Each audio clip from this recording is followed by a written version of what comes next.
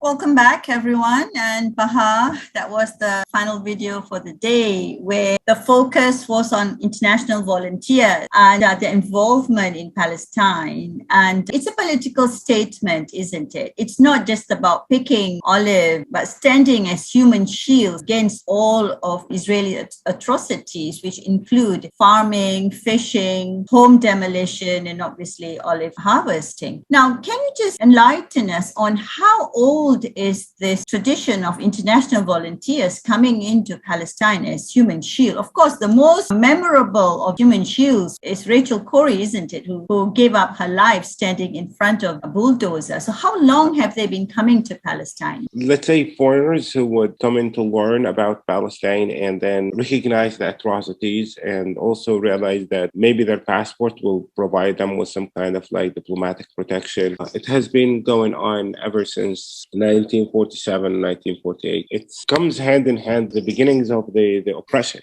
It have become more and more popular since Palestinians realized that we will never get governmental protection from any governments around the world. So we're calling on citizens from those countries that have diplomatic relations with the State of Israel to do what their governments have failed to do. Rachel Corrie would not come here if the American government would stop supplying the State of Israel with weapons needed to destroy Palestinian lives. So what Rachel Corrie did was the ethical thing that's expected from her government to do. So like she was here simply because of the failure of her government to stand for human rights in Palestine. And we have like a lot of people that come from those countries to try to fulfill the duties that their governments have failed to do, experience Palestine, go back home and educate people on the failure of their government to actually provide protection for Palestinians. Not only that failure, but doing the complete opposite, where they maintain economic, diplomatic, and military connections with the State of Israel. So like they are